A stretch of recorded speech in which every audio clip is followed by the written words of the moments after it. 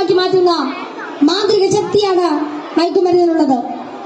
മയക്കുമരുന്നിന്റെ ഈ മാന്ത്രിക ശക്തിയെ കുറിച്ച് പറയുമ്പോൾ കടൽക്കിടവിന്റെ കഥയാണ് എനിക്ക് ഓർമ്മ വരുന്നത്. കൂട്ടുകാരെ, നിങ്ങൾ കടൽക്കിടവിന്റെ കഥ കേട്ടിട്ടില്ലേ?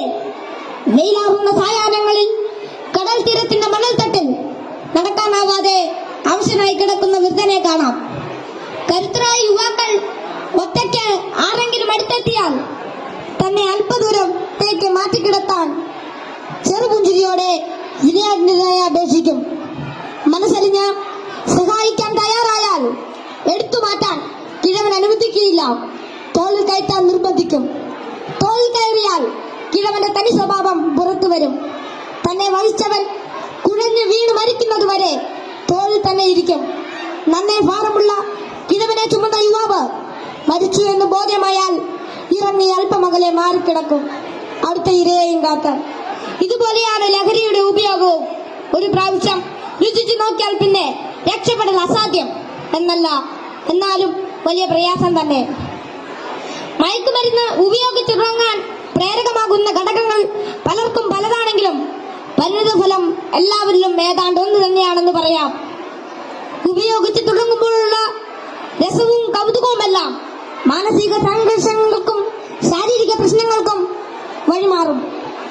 പിന്നീട് ഇതില്ലാതെ ജീവിക്കാൻ കഴിയില്ലെന്ന സ്ഥിതി വരുന്നു. ലഹരിക്കാംശമായ പണം കണ്ടെത്തുന്നത് പ്രയാസമായി തീരും. അപ്പോൾ അതിനായി കുറുക്കുവഴികൾ തേടുന്നു.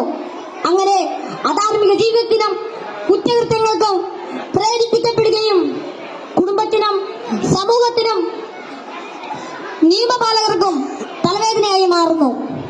ഇതിന്റെ എല്ലാം ബാക്കി പത്രം എന്ന് പറയുന്നത് നിരാശ, ഏകാന്തത, മാനസിക പിരിമുറുക്കം, ശാരീരിക പ്രശ്നങ്ങൾ, മാനസിക വിഭ്രാന്തി എന്നിവയാണ്. ഈ പ്രശ്നങ്ങൾ ഇവരെ നിഷ്ക്രിയരും നിർജീവനുമാക്കി തീർക്കുന്നു. അങ്ങനെ കുടുംബത്തിന്റെയും സമൂഹത്തിന്റെയും നട്ടല്ലാകേണ്ട ഇവർ വീടിനും വീട്ടുകാർക്കും നാടിനും തന്നെ ബാധ്യതയായി തീരുന്നു. ലഹരി ഒരു മഹാവിപത്താണ്, സമൂഹത്തെ കാർന്നു തിന്നുന്ന മഹാവ്യാധി.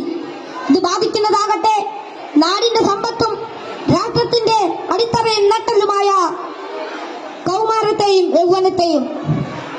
കുപ്പിയിൽ നിന്ന് തുറന്നുവിട്ട ഭൂതം പോലെ നമ്മെ ഒന്നോടെ വിഴുങ്ങുവാൻ വായ് പിളർന്നലറിയാൻ തടുക്കുന്ന ഈ ദുർഭൂതത്തെ നമുക്ക് ഒറ്റക്കെട്ടായി നേരിടാം. ലഹരി എന്ന മഹാവിപത്തിനെതിരെ സന്ധിയില്ലാ സമരത്തിനായി നമുക്ക് അണിചേരാം. മയക്കുമരുന്നിന്റെ ഉപയോഗത്തിനും വിതരണത്തിനും വ്യാപനത്തിനുമെതിരെ